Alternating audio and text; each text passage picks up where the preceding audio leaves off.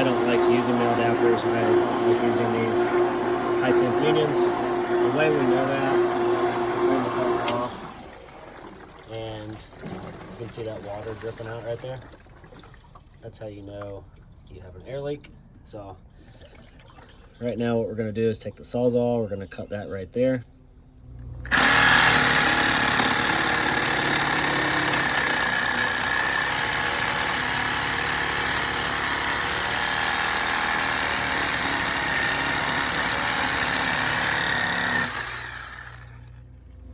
Okay, got the pipe cut.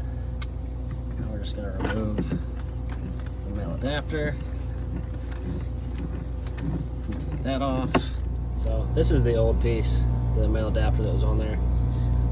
There's really nothing wrong with it, just by visual inspection. But the reason I hate these, anytime the pump runs dry, which this one obviously has, the pump gets warm and it'll warp this male adapter just a tiny bit, and it'll make this Teflon ineffective, and that's where you start getting your air leaks. And the part that sucks is that you have to cut this piece out completely and either retape it and put a coupling on there or replace it with a union like we're going to do.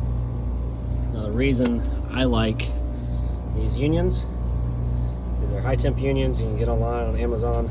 They have these O-rings right here. Anytime it gets hot, that piece loosens up.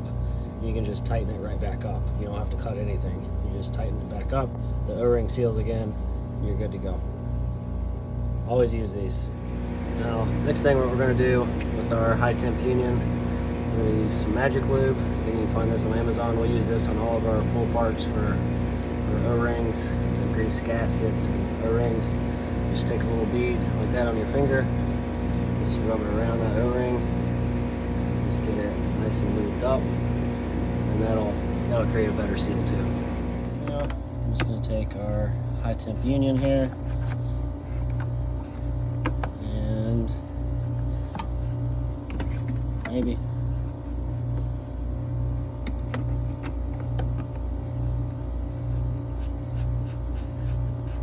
there we go. Just get it threaded in there.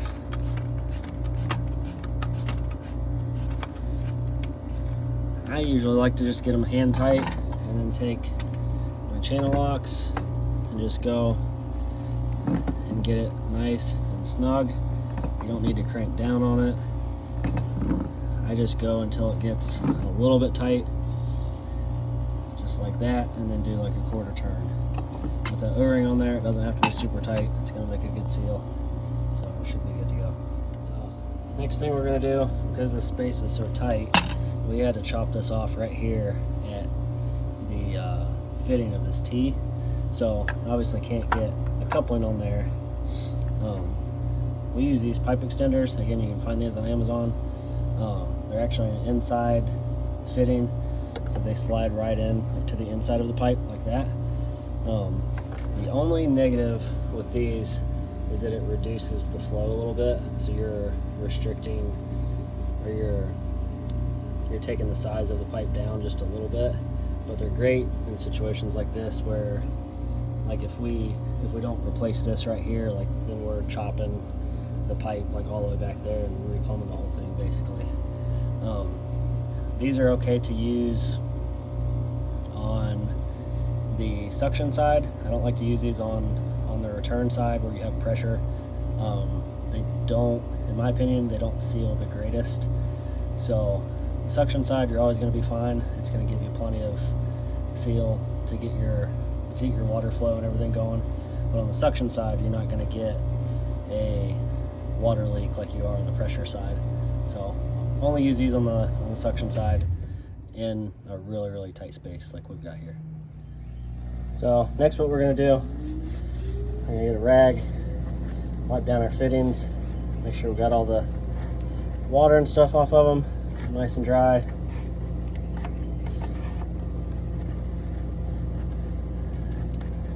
Stick our rag up in there, twist it around some.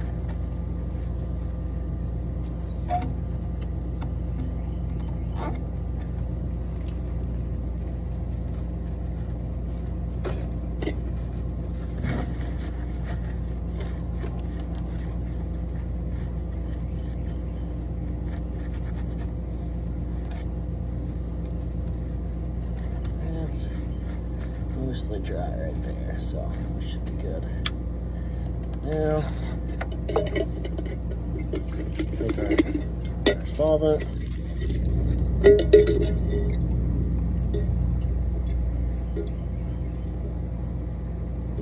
Clean the pipe extender first. We'll clean the inside of the pipe. And these, I always stress using glue like you're wasting it. But on these pipe extenders, on the inside fittings, just use a ton of it, because you really want to make sure you get a good seal as best as you can. So really put a lot of glue on there. It'll slide right into place.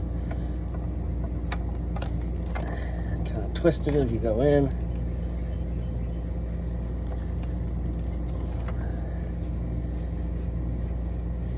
We'll get ready to put our coupling on. We got our coupling ready. We'll do the same thing on this one. Wipe it down real good. Get some more dry rags. Wipe this one down real good again. Just make sure we're all around dry. I like to take this part of the union off to give us a little bit more room. That's another nice thing about the unions. Just be aware there is an O-ring that goes inside of that, so always make sure you get that put back on. Sometimes it'll drop out of there and it's really easy to miss, and you'll never get your pump to prime. We'll clean the coupling, clean this pipe extender, and we're gonna do the same thing here. Just slap a ton of glue on this thing. I really want that to seal.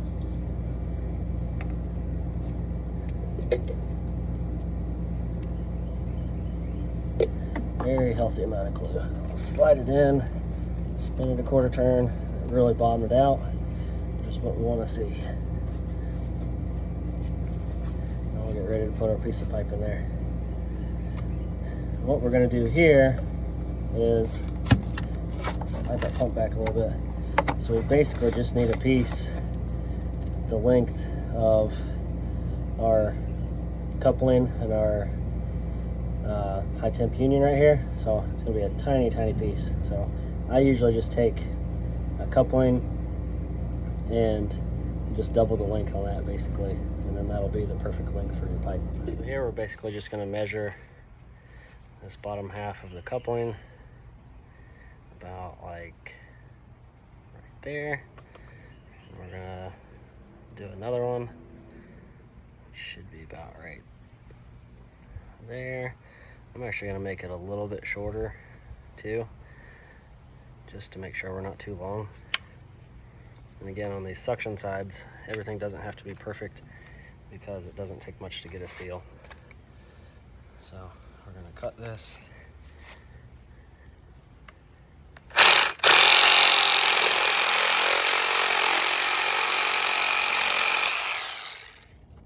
Okay. And we're going to wipe down our pipe.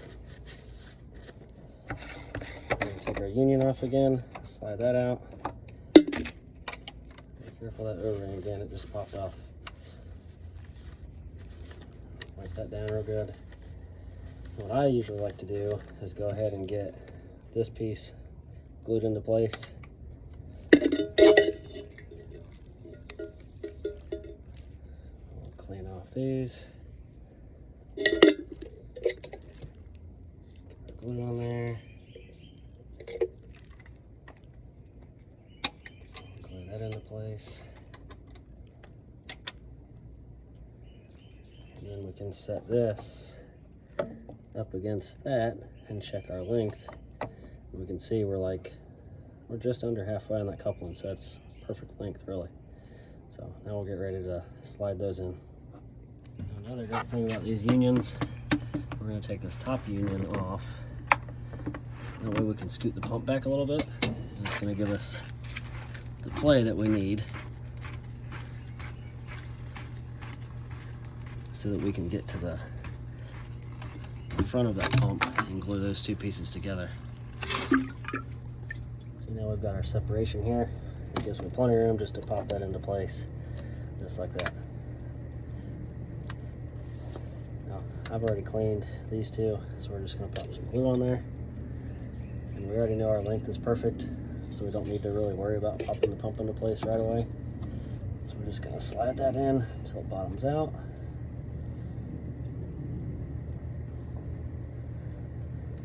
Got our O-ring again. Pop that into place. Slide our pump back over.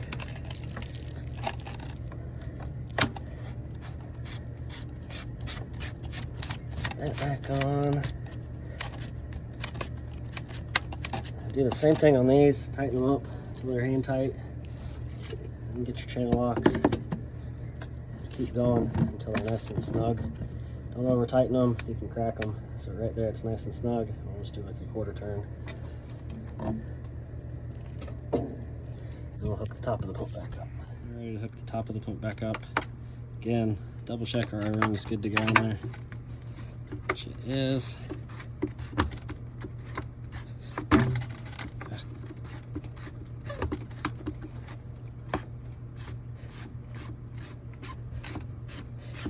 Do the same thing.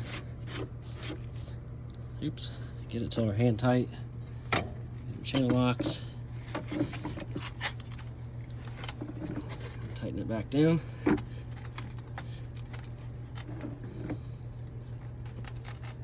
Should be good to go. Now we're gonna get water and prime the pump. Tap the pump lid off there. Take that off.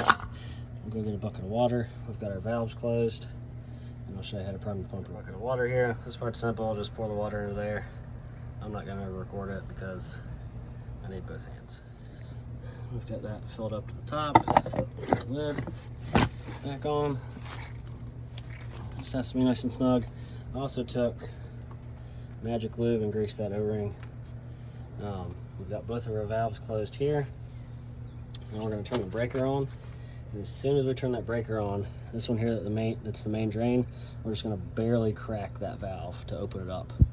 So we're going to turn the breaker on, give us power. As soon as we do that, we want to crack that. What that's doing is opening up that valve just a little bit, because this thing's been sucking air, so there's a lot of air in the system, so it's not going to prime very easy. So we need to just barely crack that valve to start letting water come in, and then as it primes, we just gradually open it up a little bit more at a time. So we turn the back on, drain valve.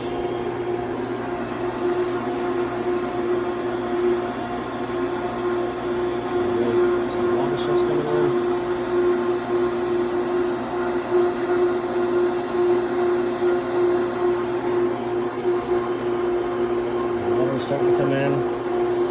Just gradually open it back up. Catch back up.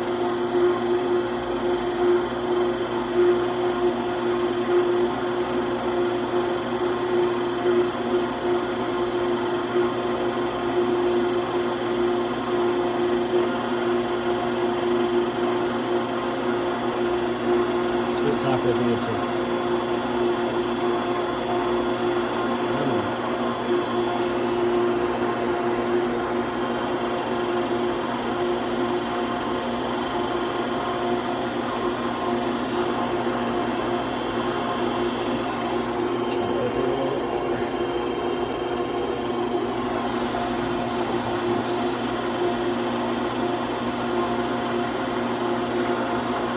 Take a minute for it to climb over there.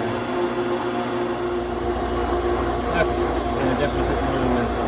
Anyway, this right here, this little piece on this high temp union, I didn't have that tight enough. So the O-ring wasn't making a seal with the pump, and it was letting air in the system and around the pump. So we've got our skimmer open a quarter of the way here. We're going to keep opening, try to keep an eye on that. As you see air bubbles disappear, you can kind of keep opening that valve a little bit more each time.